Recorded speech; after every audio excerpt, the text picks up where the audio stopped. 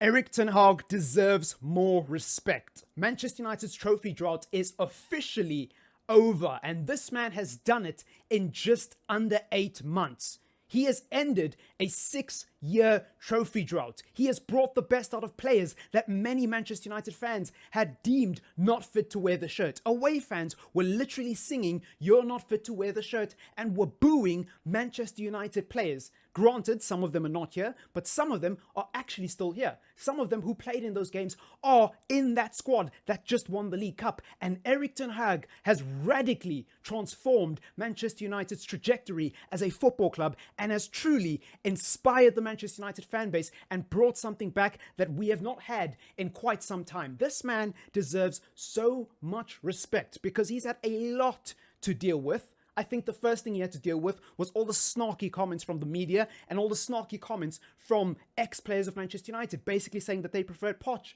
They preferred Poch. The guy who hasn't won anything of note. The guy who went to PSG and couldn't even win the league in his first season with PSG. The guy who handed the league title to Lille and bottled a league title. One of the easiest things to win as a manager in European football. He bottled it. You wanted that guy over Erik ten Hag. Are you serious? Because he plays pretty football. Like, it just doesn't make sense. They were against him from day one. And Ten Hag didn't need the respect. He didn't need their validation. He didn't need their approval because Ten Hag doesn't care. And that's what I love about this manager. He's got an aura about him that is befitting of any Manchester United manager that is worthy of being called a great. He has that in his locker. It's not just the tactics. It's not just the team selection. It's the subtle things, like the fact that Manchester United could be 3-0 up. And he just doesn't smile.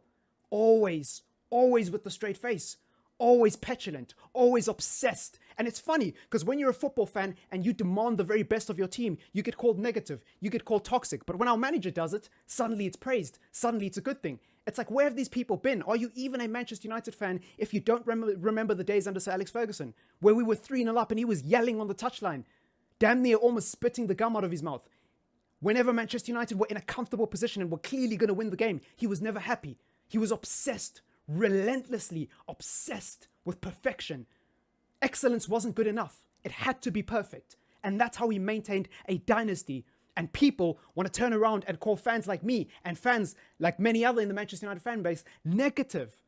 Well, we're not negative now, are we? Because clearly you can see the difference between having a proper manager in the dugout and not having a proper manager. The difference is day and night. 8 months. Under 8 months it's taken this guy to win a trophy. Just saying. Hashtag just saying. But anyways, moving on from Erik ten Hag, Lisandro Martinez was brilliant tonight. Absolutely brilliant. And you know what I love about Lisandro Martinez? He's a wind-up merchant, but he backs it up. He's not one of these players with a big mouth who gets himself into trouble, gets himself booked unnecessarily, and then doesn't back it up with clutch performances. He actually backs it up. He is such a thorn in the side of any opposition player, both physically, mentally, and just in terms of being verbally abusive. Now, obviously, being verbally abusive outside of the confines of football is a terrible trait to have. But on the football pitch, in the 90 minutes, at Wembley, in front of a hostile Newcastle crowd where they're waving up their black and white flags, and all you see is a sea of black and white behind the Manchester United goal, you need that type of arrogance. You need that type of rascality.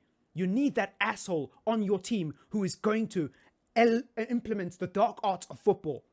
And that's what Lisandro Martinez brings to the table, on top of being a technically proficient ball-playing defender, on top of being an extremely physical and quick and pacey centre-back, on top of being somebody who reads the game excellently well. He also has the personality in the big moments to really get the team up for it. And you could say the same for Varane. Now, Varane, I don't think he's as aggressive as Martinez, but what he brings is the calmness. What he brings is the cool head. What he brings is that steel face. He's only lost one final in his professional career, and he is over the age of 30. Just think about that. Let that marinate for a bit. People call Rafael Varane overrated. Again, he's done it again. He's done it for France, he's done it for Madrid, and now he's done it for Manchester United.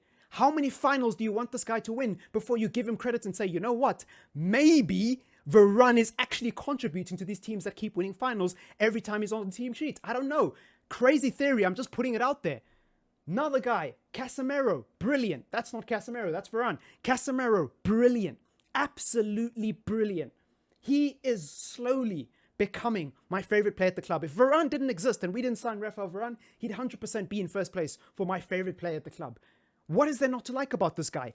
Everything from his character, but also just his ability. On the ball, he can distribute and spray the ball 60 yards across. He can switch the play. He can play line-breaking passes, but also he can keep it simple. He can play the short, intricate 1-2s and the short sideways passes just to make sure that we are not losing the ball aimlessly in the middle of the park. And then on top of that, he's good at tackling, so he can dive into tackles and not concede penalties, not concede free kicks. He can do standing tackles. He is great at reading the game. He's agile. He's quick for a guy of his size. He's pretty damn quick, pretty mobile around the field. On top of that, he's got a tenacity and an energy that exuberates. Is that even a word? Exudes. I think exude is the right word. He exudes aggression. He exudes passion. He exudes excellence and brilliance. It's the winning mentality we have missed at Manchester United for such a long time.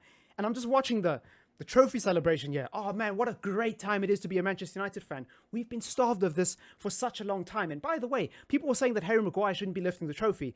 Like, just park it, man. Just park it. Can you not let your agendas rest for one day? At the end of the day, Manchester United just won a trophy. We just ended our 6-year trophy drought. And all people can think to talk about is Maguire lifting the trophy. Personally, I don't care who lifts the trophy. The fact that we won and the fact that Baldy has his first trophy is all I care about. The fact that this beautiful, bald bastard has his first trophy, I'm happy. That's all I care about. You know, all this negativity surrounding Maguire and him coming on to take off the armband. Look, I'm not a huge fan of it either, but at the end of the day, I don't care. Today's not about Maguire. Today's not about Bruno. Today's not about Rashford. Today's not about any individual Manchester United player. Today is about the team and us winning together. That's what it's about. Wan-Bissaka, when he came on, brilliant. Absolutely put in a shift. Weghorst, I've been giving him a lot of stick. Today, I actually thought he was one of our best players. Anthony, I don't think he was as bad as people said because I counted 7 or 8 times in my notes when I was watching the game that Anthony was completely wide open, both on the left side and the right side, both on counterattacks and in regular build-up where we just didn't pass the ball to him. Rashford, Bruno, Sabitzer, all selfishly taking shots that really had a low chance of ending up in the back of the net when Anthony was wide open. And eventually he just stopped complaining, right? Like the last time it happened, I'm pretty sure he just started walking back. He didn't even bother complaining and being like, hey, yo, guys, I'm open because nobody was passing to him. And I don't know why we do this. I don't know why we do this. It reminds me of when Donny van de Beek is on the pitch and he gets into such good positions and we never pass to him. So Anthony, I'm going to say allow it on the criticism with Anthony because I thought he was actually okay today. And you know what? He didn't touch the ball much because we're not passing it to him. That's the honest truth. That is the honest truth. But apart from him, there wasn't really any negatives in the team. I mean, everyone played exceptionally well. I mean, Fred had his moments, but he didn't concede a penalty and actually made some crucial tackles as well. So Fred was brilliant, I think, for what it's worth. And yeah, man, I'm just happy. I'm just happy. I'm so unbelievably happy that Manchester United have won a trophy. Now it's on to the next one. Can we win an FA Cup? Can we win a Premier League? Can we win a Champions League? We'll just have to wait and see. I personally don't believe it's possible under the Glazer ownership. If the club is sold, I am 100% willing to put my faith in Erik ten Hag and say right here, right now, that this team is capable of winning a Premier League if we get new owners and invest more money into this team. Otherwise, it ain't happening. It ain't happening. And the fact that he's been able to win an EFL Cup is a miracle in and of itself. Only 2 managers have done it before him. Van Gaal, and Van Gaal didn't win the EFL Cup. Van Gaal won the FA Cup.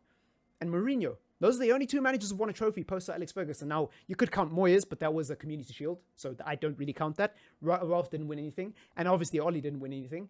This guy in 8 months has come in and won it quicker than any of those managers. It just shows the winning mentality and the good team spirit that he's brought to this team. A lot of people love to make fun of Manchester United fans for saying that, but it's true, and I hope you can see it now. The banter is over. It's done. The banter era is officially done.